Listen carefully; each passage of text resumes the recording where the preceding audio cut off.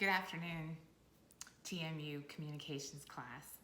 I'm Erin Harding, and today I'm going to be discussing with you what is commonly called the multi-level marketing company. And you might have noticed them mostly on social media platforms like Facebook and Instagram. And they're an ever-growing number of ad content that are on these social media platforms. For example, things like sponsorship videos for products that you probably haven't ever seen at your local grocery store, or the newest and greatest products for skincare, weight loss, homeopathic remedies, or just plain household products. The popularity of social media has brought with it the prospect of lucrative profit. And the evidence of this phenomenon has been seen in the business model of the multi-level marketing company, or MLM. But is it possible that the multi-level marketing model can be seen as the shinier, sparklier pyramid scheme of old?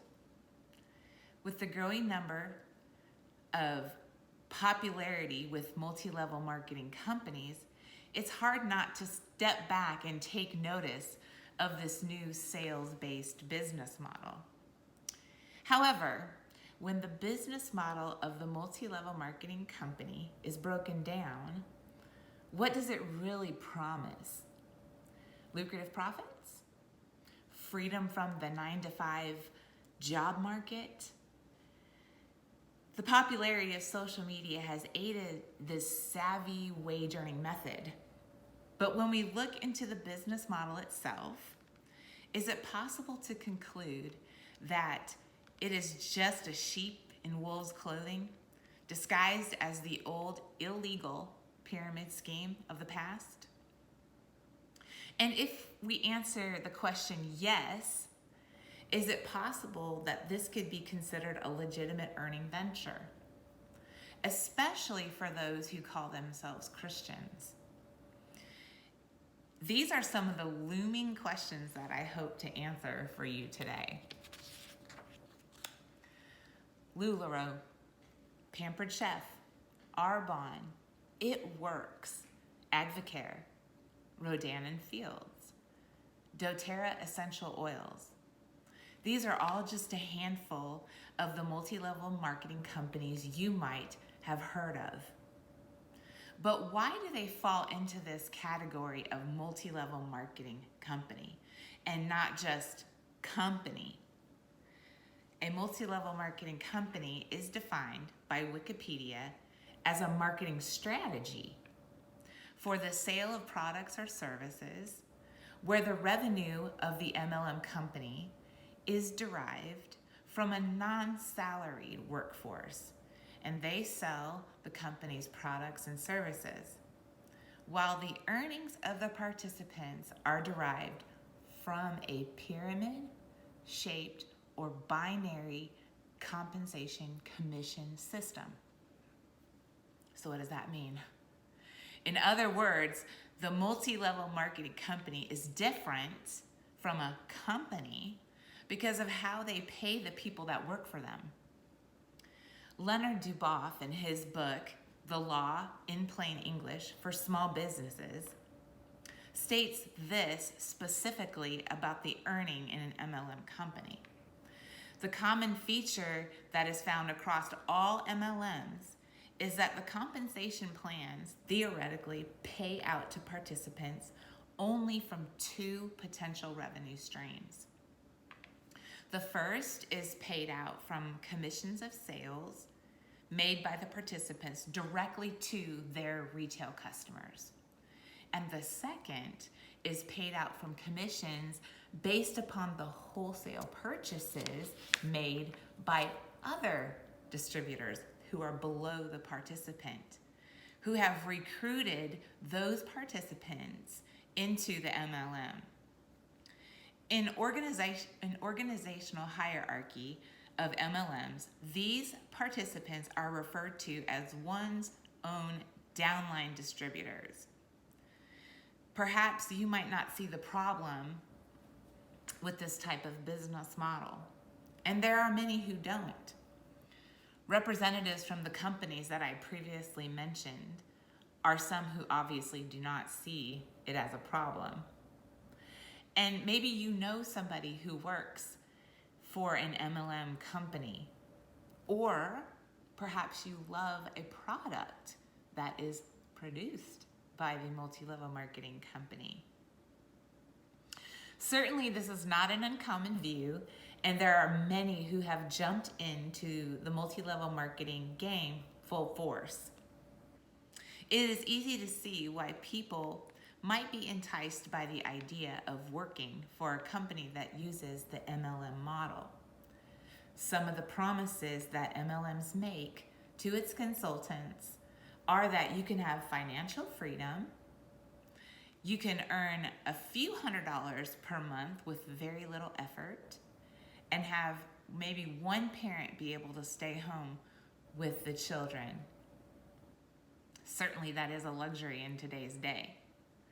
Even college students are enticed by this seemingly harmless way to make some money. The promise of furthering your education without having to punch a time clock is certainly one many may not want to pass up. But are all these things really true? Does being an MLM consultant really pay off? Most of the stories that come from people who work in the MLM game report that their experiences are not flexible. There is little pay, and one of the most heartbreaking, in my opinion, comes from the loss of friends that you've recruited into your downline. The personal stories that have come from those who have worked under an MLM model should not be ignored, especially when the stories are so incredibly similar. The most popular MLM began with women who wanted to stay home and take care of their kids, but also be part of the workforce, an entrepreneur. Avon and Mary Kay are two iconic MLMs who took advantage of the greatest advertising, word of mouth. It is easy to see that women in particular love the MLM business model. And through the magic of social media, they've been able to change their once sweet Facebook and Instagram pages into a way to earn money. But not only do they earn money, they recruit all of their friends on social media. And when you make the priority of your downline in the MLM your main priority, it then becomes your downside. Here's where I personally believe the MLM model crosses over into the murky waters of the illegal business model called the pyramid scheme, the downline. But before we get into the downside of the downline, let's define what a pyramid business model is and ask why it's illegal. Wikipedia defines the pyramid scheme model as a business model that recruits members via a promise of payment or services for enrolling others into the scheme, rather than supplying investments or sale of product. As recruiting multiples, recruiting becomes impossible, and most members are unable to profit. As such, pyramid schemes are unsustainable and often illegal. So what exactly makes the pyramid scheme illegal? According to the Federal Trade Commission, it is precisely the downline, or the recruitment of others to pay into the pyramid. The legality part of the pyramid rests upon not having a legitimate product to sell, but more that people invest in an idea. The Federal Trade Commission also states that they, the pyramid scheme models, promise consumers or investors large profits based primarily on recruiting others to join their program, not based on the profit from any real investment or real sale of goods to the public. This is how most of the current MLM companies operate, even though they beat the illegal caveat by providing a product to sell. MLMs typically do have a product to sell, but the catch to making money is the consultant is required to invest a dollar amount into the company before they become an affiliate or to stay on the fast track to leadership. The initial startup cost is to create inventory to sell. This is what connects to and sets apart the MLM to the pyramid model. In fact, the Federal Trade Commission also states in regard to the pyramid model, there are two telltale signs that a product is simply being used to disguise a pyramid scheme: inventory loading and a lack of retail sales. Inventory loading occurs when a company's incentive program forces recruits to buy more products than they could ever sell, often at inflated prices. So what is the harm of the multi-level business model? Is there any harm?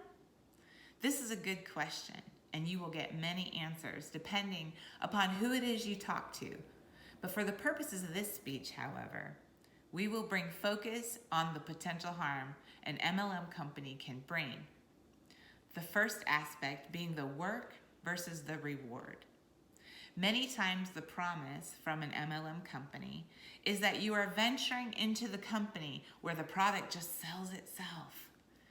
The consultant who signs up to sell the product, let's say it's Mary Kay, they can certainly just sell the product to their retail customers and not be concerned with the downline, or recruit someone to their team. But because these companies are not structured to reward the consultant based upon the individual sales, the perks and rewards come from those who sell under you. Mary Kay became notorious for this giving away their famed pink Cadillac to the directors who reached a certain number of sales. However, it is impossible to reach the number of sales without creating a downline or a team. This is the primary reason to stay away from this type of business model, in my opinion.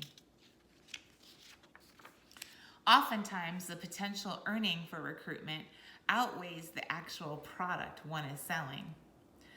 And most times the company promotes a pyramid structure, even though they might actually have a really good product.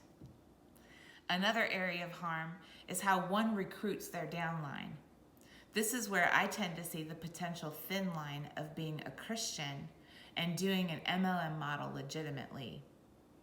The Huffington Post stated in their article how MLMs and cults use the same mind control, that the number one tactic used by both is what is called the love bomb. The love bomb is described as this outpouring of wanton love to the new recruits to make them feel special or important and valuable. This is the typical emotional manipulation also involved in a cult. Here is where I believe it is possible that a Christian must make a calculated decision. They must square this type of recruitment with what the Bible says on how we treat people. Manipulation tactics should never be used by those who would include our precious Savior's name, attaching it to ours. At this point, you might have come to the same conclusion I have on what truly lies beneath the multi-level marketing business model. But then the question remains, well, what are legitimate alternatives? This is actually a great question because entrepreneurs can be legitimate. You first must determine what your strengths are. Are you good at direct sales? Then you can become a real estate agent or an insurance agent. Both of these have legitimate licensing procedures, and oftentimes the reward is greater than that of an MLM company. Freelance work is one of the best ways you can create a network based upon services that you offer: party planning, tutoring, editing, recruiting for a legitimate business company, and even artwork and website design. You can get the comforts of flexible scheduling, yet most of the time with much less stress. You can receive the benefits of word of mouth advertising and create a long-standing network of those who have the ability to build your business. However, one takeaway is that hard work and grit cannot be removed from success. For even the Bible teaches, you will reap what has been sowed. So in conclusion, it is my opinion that the MLM business model has become an upgraded version of the pyramid scheme. The MLM business model relies on what the pyramid model did. And it is eventually what made it illegal. It's the downline. Implementing the physical product, whether good or bad, keeps the multi-level marketing company legal. But the marketing strategy behind both models are exactly the same. This makes MLMs ridden with potential misfires when the crux of the company's sales is dependent upon a tier-based model of conglomerate sale. Even though there are many who do not see this model as potentially harmful in the long run, perhaps we should be asking if the end game is supposed to be the long run in an MLM. Freelancing and direct sales are some options that a person can try before becoming involved with an MLM. Take inventory of your strengths, analyze your personality, apply grit and hard work, and you can create a legitimate word-of-mouth network that can follow you for years to come. Thank you for listening.